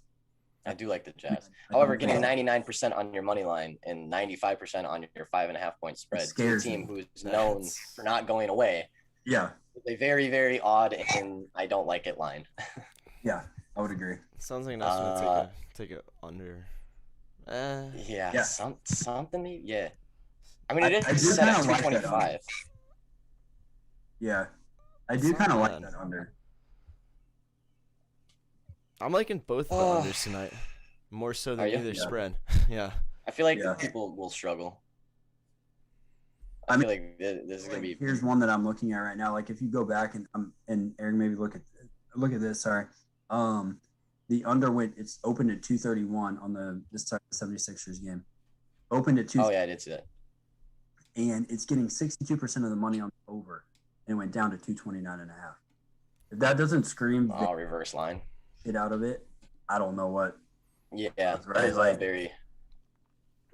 The NBA lines have been You're getting 38% really, of the money, and it goes down a point and a half. Like, yeah, they're definitely moving that on themselves. they're The money has protecting. been really weird in the NBA. I've seen so many reverse lines and shit, and then like, and I've seen it a lot on the Sun and Lakers series, where like the Lakers will be getting or the Suns will getting stacked on, and their points start going down. I'm like, wait, what?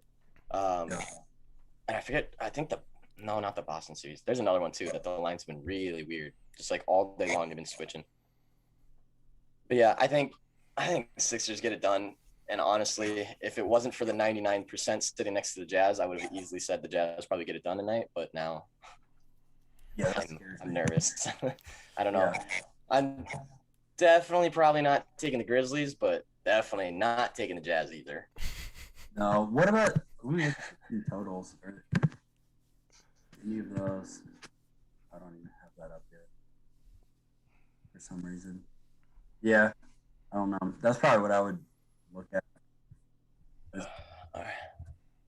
Like, I will Lots of probably I will be playing the under in the 70s game for sure. I think. Lots enlighten me on some baseball bets today, please. Giants, and more. Giants. Thank you. God, I love betting on the Giants. So this is what I dug into even this morning again. So the ones that I'm looking at, I guess, do you want me to go through those first? Yeah. The ones that I'm looking at are the Twins. Don't punch me. God damn you. Absolutely trash. I saw him pitch way too many times for my Royals, and he's terrible. Jose? George Lopez, Yeah. the Orioles, and Barrios has been actually decent on the road this year. So I do like that one as one I'm looking at. I'll go back to the Giants one. There's a couple more. The Mets I like even at like -1. I know DeGrom's pitching. Yeah, DeGrom's pitching. Kelly's on the other side. Kelly is just he gives up a lot of. He's not a good. He's just not good. I mean, any way that you look at it, when you look at all the stats, and that's what I mean for the Giants. It's the same thing, right? Like when I go and I break down. Let me see, I'm gonna pull these up real quick so I because I can't remember all of them. Dude, the Angels are really bad without Mike Trout. They are, and Bundy is just. I mean, even with Mike Trout, they're not that good, but No, they're yeah, really they're- bad without Mike they're a mess. Trout. They're really bad without him. But I feel like getting the Giants at -150, like I hate laying that. So I'd probably take them -1. I think it's like minus, I don't know, like 1. See, I don't have -1s. I just have -1.5, so it really pisses me off. I mean, I would still probably even take them at that. Yeah, it's +135. Like I would take them first 5. I don't know. Sorry. Oof, their spread, their -1.5 is getting 98% of money and 93% of tickets. And it's still, and I have it at +135. So Yeah, here, that's what I have. but you could take, so even if you take them first 5, right? I Yeah. mean, it's even money. if you take Really? a minus half, or it's minus 135 money line. So you take the juice down a little, because the reason that I'm targeting it is because of Bundy and Cueto, right? Like Bundy is atrocious. So like when I broke it down, the Giants offensively are they're third in the league in home runs, eighth in runs scored, top 5 in walks, and RBIs they're 7th. Bundy gives up. He's in the top 20 in basically walks, home runs given up, and runs given up. Like when you recipe that, right? Like the amount of walks and home runs that he gives up compared to a team. The Giants don't have a great batting average, but when they connect, like they walk or they hit it out of the ballpark. Yeah. If you combine those two, which Bundy does, I just don't see the Giants losing. And Cueto's been decent, right? I mean, like he's not. Yeah. No, hey, I'm a huge fan of betting on the Giants right now. I feel like they come in undervalued at every single game. They've been getting like minus 120s, minus 130s against dog shit teams. And I'm like, okay, yep, I'll take it.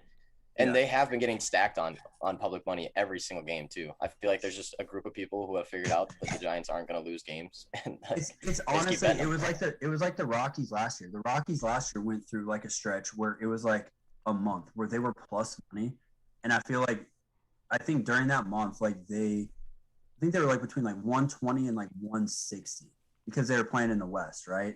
And even against the Giants and some of those teams, and they just smashed them. I mean, I think they went I think it was like 52% of the games they won. But when you look at the juice and they're 120 to 180, if you bet $100 on every one, you're up a shit ton of money because of the juice, right? So it's worth it. I think that's what people lose track of sometimes is like, there's a 100 and you're betting some dogs. It's worth it. There was a comment on our stream. Trevor Lee said, I've been doing 70% of my bet on money line and 30% at minus 1.5. I think that's super smart. Yep. And remember, that's what I was doing on at the beginning of the season on tech money picks. Yep. I was taking whatever he had, and I'd put like $100 on his actual pick, and then I'd put like 25 to 40 on whatever was the next run up at plus money. Yep. I think that's a really good idea. Yeah, I would agree. It covers your ass on the money line, and then if you do predict the game, which I mean, if you think a team's going to win, you probably think they're going to win by more than one anyways. If you're willing to bet money on a team to win, you're probably expecting them to win by more than one. At least I am. And that's the thing is like where I'm getting the -1 is at like the legit books, right? Like MGM and things like that. Like you can you can move it. Because if they're going to win at least by one. So why not take the shots that they're going to win by more than that, right? Worst case scenario, you push. But I think another one that I like a lot today, and I know it's going to be chalky, whatever. I don't care. Give me the White Sox all day long against McKenzie. Again, we don't know who's pitching, right? McKenzie is supposed to pitch. I meant for White Sox because there's no Rendon. Oh, it is? Guess who's listed? If Rendon pitches, I would take them -1 as well, or first 5. McKenzie. Do you have odds on that game? Oh, I have them at plus 123 right now. Who? The White Sox. Oh, then maybe they pulled Rendon. Oh, they have two. They have got a doubleheader today. Okay, That's the second game. Yeah, so they have an early game. I was looking at it. I don't have the numbers for some reason up right now. Let me look at it. So, yeah, it looks like they haven't officially made an announcement on their starting pitcher for game 1. And then game 2, neither team has made an announcement on starting pitchers. But boy, I feel like White Sox at plus 123, no matter who the fuck is pitching against the Indians, they don't know in game 2 yet. No, okay, you don't have game 1 up? I have game 1 up. They have McKenzie pitching. I don't have the White Sox pitcher listed. Because I'm targeting McKenzie, right? Like, he gives up. So when I look at it, again, it's it's that same scenario again, right? Let me look. Yeah, he's 1-3 with a 6 ERA. His WHIP is 1.57. So ESPN has Rendon against McKenzie. Okay. That's what I have right now. But I mean, who knows? They switched last minute. So if you can get Rendon against McKenzie and you can get a good number, -1 or -1.5, I'd probably take it. McKenzie's given up 8 home runs in 36 innings, 24 hits. He does have 49 strikeouts, but 33 walks in 36 innings. Like against the White Sox, Yeah. one of the Whoa. best teams. Yeah. And clearly he's giving up the runs, right? 33 walks, 36 innings, 6 ERA. Like that is again. Yeah, he's given. Yeah, disaster. he's not accurate. That's for damn sure. No, and his fastball, if you watch him, he throws hard, and he's got a weird, funky angle the way that he throws. But it's very straight. Like he gets very straight sometimes. If you throw fast, if you throw a 98 straight, the White Sox, especially on the White Sox. Yeah, that's what I'm saying. Like, that shit's gone. That's out of the park. Yeah, McKenzie may not last 3 innings. So I'm still like game 2. I'm still very shocked that White Sox coming in plus money. I feel like White Sox should not be plus money in any game right now, unless you're playing Dodgers, Padres, Giants. Like that's pretty much the only teams that I wouldn't say that. But the Indians plus money, especially if the Indians put out a lefty for game 2.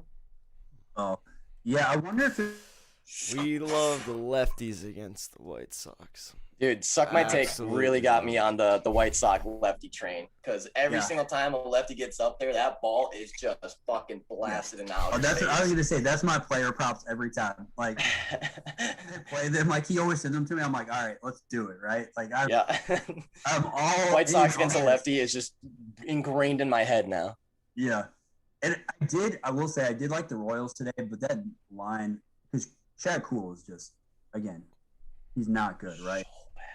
There was a point in the beginning of the season where anytime I saw him on the mound, I didn't care who they were playing. I was taking -2.5 on the other side.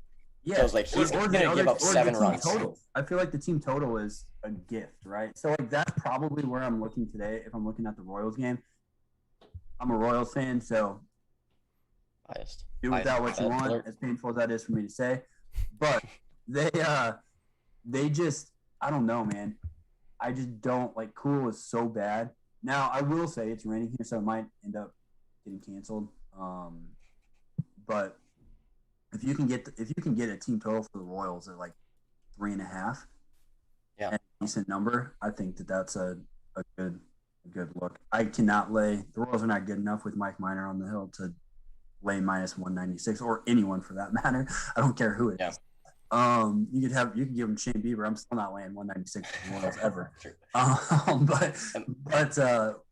But yeah, am I the only one who likes Tampa Bay against the Yankees? Dude, the Yankees are real bad right now. Yeah, no, real bad right now. No, I think they have lost 5 of their past 6, and 3 of them they dropped 3 in a row to Detroit. Yeah, what are your thoughts on I have over 3.5 for the Rays. I would think that they do that. Their bats have been heating up lately. Yeah. I mean, they honestly, if it wasn't for, I guess the Dodgers have lost 3 right now too. I could seriously say that the Rays are one of the hottest teams in baseball right now. Well, and they're plus money too, right? And they're plus money. They've won 9 of their past 10, probably like 14 of their past 15. Or whatever it is.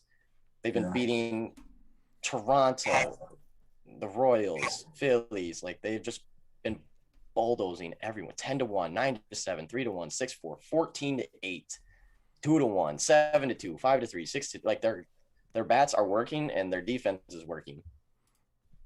I just feel like a team that hot getting plus money right now. Like I really don't care who the starting pitcher is, because the Rays are just playing very well. Yeah. Another one that I like, and people are probably not going to like this, I kind of like the Reds today also. I have looked at the Reds almost every single time and like, I should bet them today. And I don't, and they win almost every time, especially at home against the Phillies, who's one of the worst road teams, I feel like. They are. But Miley's one of those guys, like he's just a dog, man. Like he just doesn't, like he just battles and battles and battles. Like he's not the most talented guy, but I feel like he's always there, right? He always gives them a shot. Yeah, every single time I see the Reds, I'm like, don't do it. It's not worth it. And then it always ends up being worth it. Always. And I get mad at myself. Also, I love the Mariners. I'm still on the Mariners train. I haven't bet them as much lately because they're odds. I think they They've figured been it out. bad lately too. Who? Oakland. They haven't been great. Yeah. They've been all right, but What else is there today? Mets, Diamondbacks, Tigers, Brewers. Just Tigers. yeah. Plus 255. I mean, hey, at this point, any team that's coming in at those kind of odds, I'm almost willing to take, because baseball is in such a weird state this season where all the underdogs keep winning like at random times. I feel like you have the top 5 teams, you have the bottom 5 teams, and then everyone else is just like right next to each other. In the middle. Yeah. Well, and I feel like too in the first week of the season, like you had so many teams, like use the Royals, right? Who were just hot as could be, first, like leading MLB in wins. And all of a sudden they just took a giant dump, and now they're right back to where we thought they would be, right? So like and it evens out, but they could still beat anyone. I don't know. Yeah, and then you have it's the same kind of thing with like the Rays. Everyone gets hot months, I feel like there's just months where teams go hot. Like the Rays are insanely, their May was insane. They weren't that good before. Honestly, the Twins are kind of heating up in May too. Now, granted, we have played some of the worst teams in all of baseball in May, but teams get hot. They do. I mean, I'm going to be honest. I'm probably going to play this long shot parlay, and you're going to think I'm crazy, but it's a 6. Oh, good. I love your 16 parlays. And it's plus 1773. All right. Wait, hang on. Let me get on my sports book. What you got for me? I don't know. Like, I just feel like these teams. Yeah, I know. You say the same thing. I don't know. You're going to hit. I don't know. And then it ends up hitting. And then it ends up fucking hitting. Well, so a team that I do like a lot today, and people are going to probably punch me through the screen because they've been hot, and then they got just steamrolled yesterday. And their plus money is the Cardinals. I love the Cardinals. I think that they're very good offensively. Bauer is a stud, but Flaherty did not pitch well his last outing. So I feel like a bet that I love. Do you guys have? So on some books you do, like in the first inning, the bet. So it's like over under, right? Like the score. But there's also one on some books where you can bet tie, like tie for the first inning. Do you guys have that? Let me check. Because that is one that I would. Yeah, I do. I have draw first inning result draw minus 162. Okay. Oh man, I have it like 150. So that is one that I personally already played. But for this parlay, it does have some favorites, but it's got your Rays in there, so I figured you would like it. Nice. But I have Toronto. Oh, this just jumped to 1851, so that's good. Toronto. So I have the Maple Leafs. I have the Mets. And these are all money line. The Braves. Mets. The Braves. Yep. Joe Ross is. I'm gonna take my shot with their offense against Joe Ross. The Giants. The Rays and the Twins. Soccer sucks today, or I would give you a soccer. Oh, you're really gonna put the Twins in it? I am. Let me take them out. You got a 5-teamer at plus a thousand. I put the I'm gonna put instead of Twins, I'm putting the draw as first inning result. All right. About the same. I like that. I can't in good conscience put the Twins in any. I mean, if you bet the Twins, it's an automatic fail. So we might as well. You're right. Take it out. It's quite literally impossible for me to predict Twins games. Sean, what am I now? Like 3-11 on the year on Twins games? It's big money if you fade. I've missed the under. I've missed the over. I've missed plus 1.5. I've missed minus 1.5. I've missed betting money lines on the other team. I've missed betting money line on the Twins. I have missed it all. The over on the Twins, the under on the Twins, the over on the other team. I've literally missed every single bet there is to miss. So every time you bet the Twins, can you please post what you're betting and the ever-loving shit out of it? And that's literally what I tell people at this point. I'm like, oh, I really like the Twins tonight. Everyone should probably be betting the other side. Oh, I really think the Twins are going to suck tonight. We should probably bet them because they're going to score 25 runs out of nowhere. I just don't see Lopez beating Barrios in that offense. I just don't. Yeah, no, the Orioles. But I will say, the first games of the day, I hate betting. And like if you look at them, like I feel like the craziest shit happens, and they really do. And if there's one team that can lose to the Orioles, I promise you, it is the Minnesota Twins. Well, If there's one team that will break this 14-game losing streak or whatever the Orioles are on, I promise you, the Twins will find a way to do it. Yeah. I don't know. When you have Lopez and Harvey in your rotation, I think that 14 could easily go to 20 or 22. I mean, I'm just being honest. Yeah, no. Like those are basically automatic losses. So, I mean, you got to hope that Means can somehow figure something out, and he just pitched. So, I see a Mean Joe Means. Mean John Means. like, man, if I'm that guy, I tell him like I will take a pay cut to go somewhere else. Like I don't. Oh my God, dude! Go And retire. I've said it to Sean too. Like, this is an ace on the Yankees. Like, this is an ace on the Dodgers kind of shit going on. Yeah, Like, this dude is throwing fucking like his changeups. His catcher can't even catch. Like, his changeups are that nasty where the catcher doesn't even know where it's going. Dude, this honestly, I'm gonna look this up real quick. And he is like, and I don't know if it's just one of those things where the pitcher has a hot year, like he's just feeling himself kind of thing, or if he's got like extra sticky fingers. But man, he is pitching well. He's always had good stuff. It's just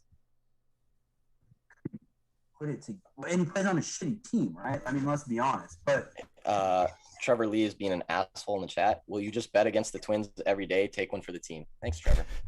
I have a feeling he's a Twins fan. I like Trevor. That was rude, Trevor. But like, yes, it's very true. Anyways, but you should do it. Like, but Means reminds me of like when Greinke won the Cy Young, right? When he pitched for the Royals, like the Royals were so bad, but Greinke was so good. Like I feel like I'm not saying Means is gonna win the Cy Young, but like he's just so good, and everyone else just sucks, and his record would be so much better. I would assume that he's gone as soon as their season's done. Yeah. At least like maybe I don't know. You gotta take something. I mean, why would you not try to get something for him, right? I mean, oh yeah, I mean you definitely have to trade like that. You have to trade. Yeah, I mean, like you're not going to compete for the next 5 to 10 years. No, the best thing that the Orioles have going for them is their ballpark is phenomenal. That's about it. Yeah, yeah. Honestly, it is one of the coolest ballparks I've ever seen in my life. Yeah, it's honestly that whole like Baltimore in general has some of the coolest shit ever. Like the Orioles Stadium's awesome. The Ravens Stadium is incredible. BB&T is so cool. Yeah. Well, and they're down by like the baseball stadium was right down by the pier area or whatever, right? Yep. I was just there last year. It's awesome. Yeah, we went 2 years ago. John Means is on a 1-year, $593,000 contract. That is not a lot, and he's going to get a massive contract after this, I would assume. I mean, he's going to get traded, right? And whoever trades for him is going to traded, or if they don't deal him by the end of the season, he may just end up on free agency. Honestly, it would be the stupidest move ever by Baltimore, but I don't know. Teams are just going to sit on waits because the Yankees and Dodgers know, like they'll wait on that. Yeah. I can't imagine he doesn't go to some kind of contending team next year. Yeah, if I'm him, I don't know if I go to the Yankees though. A lefty in that ballpark. Yeah, it's true. Short. I mean, I don't know. If I'm him, like I go. I don't know. I mean, the Dodgers can afford him, but yeah. You want to know something very interesting? I read the other day. You guys love this. So James Shields when you think about James Shields, right? He was traded 2 separate times. In 2 of those trades, Will Myers was in one, who was on the Padres, and Tatis was in the other. Talk about absolute just game-changing trades, right? Like, oh God! Imagine being the GM that did it. Like, imagine being the GM that just got rid of Tatis, and you're just sitting down, and you're like, for James Shields. Now, I'll say at least for the Royals, like when we made the trade, like we got Shields when he was good, and we got Wade Davis. So like Wade Davis, we don't win the World Series, but like, can you imagine giving up Tatis? Like, if you give up Tatis for James Shields, you should never be allowed to work for another MLB organization ever again. Like, you just shouldn't. Like, that's just awful. That is pretty bad. Like, that's just bad. Now, there's no way you could have seen it coming, but yeah, you'd feel like an asshole. I mean, but Tatis was like a top 2 prospect, and Shields wasn't good. Like when they traded, I mean, he was all right, but Yeah. I don't know. We have about 9 minutes left, Potts, which means we are to our favorite sport of the day, Bad the news. WNBA. Bad news, Oh, Eric. Bad What? news. What? Looks like they're having a little Memorial Oh Day break my here. God! There's no. That's Tuesday's games, Yeah, not so Mondays. yeah, this is Oh, brutal. come on! We're having a great Stop day. the show. Quit the and show. I know this kind of I'm ruins done. everything. Hey, No I WNBA. have a bone to pick with you, Eric. By the way, and I texted Why? this to you the other day, and I'm still very upset with you because you Let's hear it. crowned the fellows as like the table tennis gurus of all time. Oh yeah, here we go. Live all the time, and I'm just waiting for the text or the message saying, "Hey, bet this person." And that was probably 3 months ago, at least, right? Like, hey, I have a Discord. Like, jump in. We're gonna be up all night, winning money on table Ivan tennis. Moshkov tonight. right? Nah, just kidding. All I know is I don't know. I had a couple guys in that league that were very good, and then I found out that the league was completely corrupt and that players constantly throw matches, and I was like, I don't feel like betting on this anymore. Sounds like you should be taking the dogs then. That's what I heard. Hey, It's literally it's what I did. I would only bet dogs because I knew that something crazy like this shit would just go on. But there were so clearly like corrupt thrown matches where like a dude would win 2 sets by like a mile, yeah. and then he would lose the next 3 sets like 11-0, like the next 3 sets, and it was like, well, this isn't fun.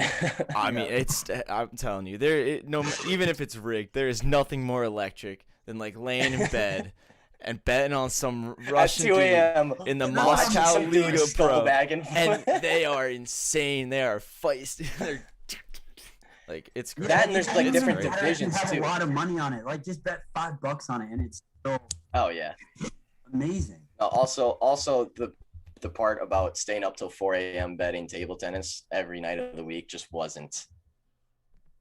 It was a fun idea for a little bit until I woke up at like 9 o'clock trying to do research, and I'm like, wow, I'm so tired because I bet on fucking 10 ping pong games last night Yeah, maybe we'll and have won to wait 5 for of them at plus money. we'll have to wait for a league to start on this side of the planet. make it a little easier. How long, dude? I feel like I don't this league's know. been They going on have been for, the like, only so league long. going since like, because I was betting this in like November. Like this has been going. No, you were on betting for... you were betting the Japanese league before too, and I haven't even heard about that. Oh yeah, I forgot about. Remember, that. you started Good out betting times. the Good Japanese league, times. and then the Moscow league Good era. came out, and Yeah, now then it's the just like Moscow doesn't boys were go going away. at it. It's probably like a 2-year season or something ridiculous, like just some crazy shit. It just doesn't stop. No, it's crazy too because you can find like a Honestly, Russian, like it's the same thing. Like, you can find like Russian streams and watch them. Yeah, it's like It's we incredible. got a match at 12:30, 12:45, 1, 1:15, 1:30, 1:45, 2, 2:15. Oh, and that goes until who like was our 4 boy? a.m. I don't know. Do they all just stay in like a room? Like there's just like 80 ping pong players just hanging out, Just with sweatbands and shit, just like warming up. just like on the side, just waiting. Like nice, sir. They're stretching in the back. that's I awesome. can see it. That's what it feels And like. Because no, this just well- goes for like 15 hours, and there's like 100 See, dudes. the thing is, there's a room of ping pong players, and then a bunch of like mob and mafia people that are sitting there and be Yeah, like, okay, there's- you're gonna lose this game, Right. you're gonna Just win like this their game, own, like- you're gonna Yeah. lose the first 2, and then you're gonna win the next 3. Like they're just going around to everyone, making the rounds before the matches start, and they're just like, all right, you, and you're gonna get 2 leads. That's gonna go to plus money. We're gonna bet on these guys. You're gonna win. Like they're just Yeah. the And they whole have, back like, end is they have, like, completely their own organized. little room and like with the money team in the back, just like Got It's briefcases like a and So shit. village, just right? 2 Like, guys with like cigars. AKs next to They got everyone with their 10 ping pong Tahoes out paddles. front, just waiting for someone to try and leave. Like, hey, you Right. leave, you fucking die. Like, Right. no, it's literally, yeah. Just sitting in the corner for broken legs and shit. Yeah. For the love And of then the also sport, you though. see them come out on camera and play their ping pong match, and you watch them go back, and they're just gone. Right. Tahoes picked them up and brought them back to their one spot that they're allowed to live. We got to get an Honestly, insider. like, it's funny to joke about, but at the same time, like, hey, it's fucking Russia, and like, there's some shit that goes on over there. There's who no knows? rules. Man, let's be honest. There's Like, no rules. no laws for whoever has the most money. Dude, And if you're telling me especially you're at the table only like tennis. ping pong going on, and that's what everyone's betting on right now, oh, I guarantee there's some shady Bro, shit going on behind You're in the that. table tennis room at like 2 a.m. on a Wednesday. You're gonna see So some what you're shit. telling me is You're taking your life in your hands. So what you're telling me is I need to put together like a $5 parlay of all underdogs in Russian table tennis, and just Yes. what happens. Yes. That's what I'm hearing out of this entire thing. What are some of the names? Oh, hang on, let me go to Bovada. Oh, you mean like Victor Kalachov? Well, I or forget some of Yuri the names. Merkushkin? Oh, yeah, Or yeah. Anatoly yeah. Ilin? Or No, Alexander you're a chef. You're a Serbennikov? chef? Or Denis Sayanov? Honestly, Or there are Yuri 3 Merkushkin? live matches right now that I'm getting ready to probably bet. You got table tennis. I forget some of the names of the guys that I was big into. Dude, Oh, Sergey. Gavrilov. Yeah, he was big time. Savinsky's a monster. These seem like different guys. Not to be Petrov, confused bro. with Yeah, Oh, Petrov is a Petrov is a monster. machine. Sinkovsky is a monster. No, not Sinkovsky. Savinsky, not to be confused with Sinkovsky. Which you Sinkovsky might is a though. You might fucking confuse him. bitch. He's a bitch. And then there's Sergeyevich. Remember that guy? Yeah. Oh, dude, Hey, what about it's an electric league. If you want to Ilyukin? go full degen mode, Remember that guy? yeah. He was built different, dude. Yukin was always came in at matches plus money, yet just somehow. Oh, and Nikulin. Yeah, that guy was pretty sick too. Hey, it's an electric league to bet on. Don't get me wrong. Your blood It's a gets lot of pumping, fun. especially when you're on the wrong side of one of those 2-0 to 3-2 matches, and you're like, oh, I got this in the bag. He won first 2 games like 11-3, and all of a sudden your guy doesn't score a point for like 2 games. You're like, buddy, buddy, where are you? What you doing? That's what this one. Can't He be was, that just bad. down, he was just down 6-0, and now it's 6-2. I'm literally putting $20 in. Hammer it. Here we go. Literally, I just I'm like, what? It's a slow Memorial Day. It's a slow Memorial Day. That's the thing, because at the end of the day, if you lose, you still like, yeah, well, I was betting on Russian table tennis, so can't Yeah, be too I bad. wasn't really expecting to win. No. Yeah. No, we will make a comeback in table tennis. Yeah. We'll make a comeback. We'll My be back. cricket career, I'm 2-0. We might have to make a comeback in that too. Now that I know Yeah, that the you're games 2-0, last but you a didn't few even days, realize that the games lasted like a week. it doesn't change the This man, outcome. I don't know. this man bet anything on about any cricket. of those, but No, he bet on cricket blindly. Doesn't even know the rules or anything. And he bets on a game, and he's like, "Hey, I think this bet is like multiple days because it hasn't cashed out yet, and apparently the score is still up." Dude, I'll tell you, It I like was so 3 confused. days. I was waiting. I was watching that game, and then I had to like stop watching. I was watching the score live on my phone, and then it says like Australia like 330, India yet to bat, and it's like, and I was like, wait, it's been 5 hours and the game's over, and India is yet to bat. It's like, oh no, they're coming out tomorrow, then they'll finally get to go. They have a time Yeah, called just snack. wait for tomorrow. I think it comes after like the second inning, whatever it's called. They have a But they what? have snack. It's called snack. There's tea. It's a fantastic sport, gentlemen. Wait, they have like a snack break? It's literally called like if you look up the score where it would normally say like first quarter, whatever, it says snack. Snack? that is Snack time, snack break. Yeah, I don't know They anything just about a little bell. any of that. Like if you give me like soccer, hockey, football, that any of those, I'm all in. The other ones, no. How'd you feel about Champions League yesterday? Were you happy? Were you sad? I was happy because I had drawn a bet for Chelsea, so that was a nice Oh, nice. little play. Hey, if there's one team that I don't want to see in there, it's Man City. But man, if there's one team that I don't want to see have success, it's Chelsea. It's literally I both of them. fucking Like, hate Chelsea. And yeah. I don't like mean, Man City anymore, but I hate Chelsea because I'm a Man U fan and I just hate Chelsea. Good for Christian Pulisic. Good for him. The first American. Also, I was talking about this earlier. How crazy is it that the first American finally just got a Champions League? I'm gonna be honest though. I think that this is gonna be first of a few. Like if you look at, I know you don't want to talk soccer on here, but I'm going to. That's fine. You know I If you love it. look at the young talent that is coming through for the U.S., like if they can put it together, which I think they will, right? I mean, and people forget like Zach Steffen was there also, right? Like in that game.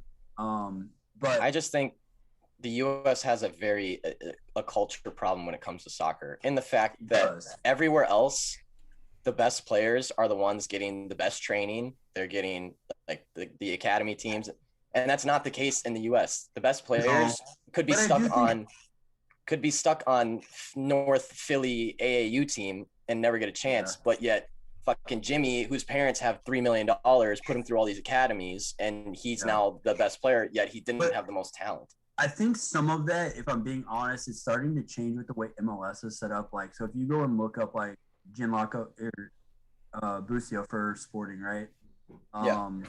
Like the kid's 19 is going to be a stud. I mean, like Sporting was offered $5 million from Fiorentina in Italy last year. Like Juventus is looking at him, right, where McKinney plays for the U.S. team.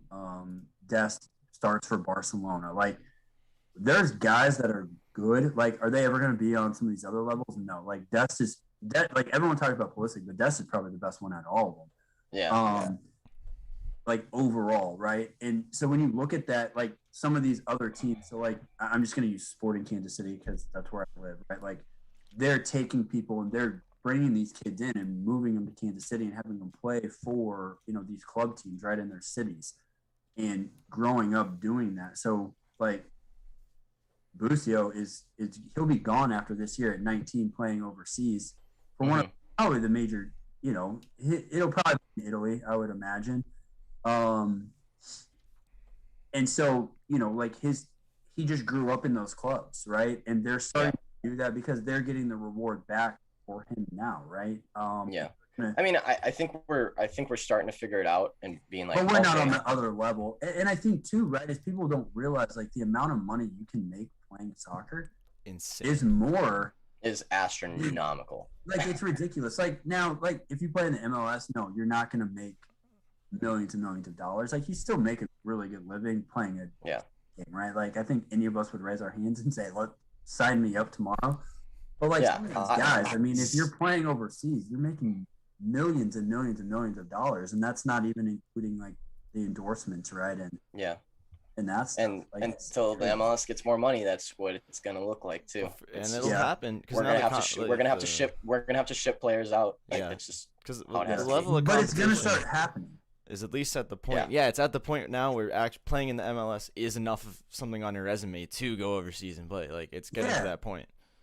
Absolutely, and I think that's because they're doing it that way, and I think that's the way. But if you guys ever come to Kansas City, we will go to a game. I told Eric there's across the street, so it'll it's a good time regardless, right? But well, it is 12:04. We are past our noon time slot. Potts picks today. Thanks for coming on. I mean, thanks for finally inviting me. I know it's probably Sean's idea to invite me finally. Yeah, it definitely wasn't mine. I know. I mean, very against it. But no, I'm very disappointed that the WNBA is not tonight. That's unfortunate. I'm really excited for that. Damn NBA and Memorial Day having morals and not playing on holidays. God damn it, motherfuckers. Right. I like to do a thing where at the end I go through all the money lines for today, and we'll see where we come up on. Starting with NHL, just gonna run through them. 60-second money lines. Bruins, Maple Leafs, Sixers, Jazz. I love it. Rays, Reds, Mariners, Twins. Oh God, I said Twins. I said it. I saw their name come up and I said Twins. Everyone hammer the Orioles today. White Sox, both game 1 and 2. Nationals, because I love fading the Braves. I hate you. That's in our Pirates, just because they're playing the Royals. Dodgers, Brewers, Giants, Sox, Mets, Padres, and White Sox again. And there's no WNBA, so it doesn't matter. 34 seconds. Yeah, it says 43. 43, nice. New world record. That's a good one. Yeah, we're getting better. All right. Let's wrap it up. Potts needs to go get drunk. He's got it's 11 o'clock. He's ready. That is it. He's got his day off. All right. Thanks for coming on, Potts. Everyone, thanks for being in the chat. Thanks for being here. We'll be back tomorrow, 10 o'clock as always. And happy Memorial Day. Have a Happy Memorial great Day. Monday, Yeah, fellas. hey, it's a fucking holiday. We'll see you tomorrow. Take Bye.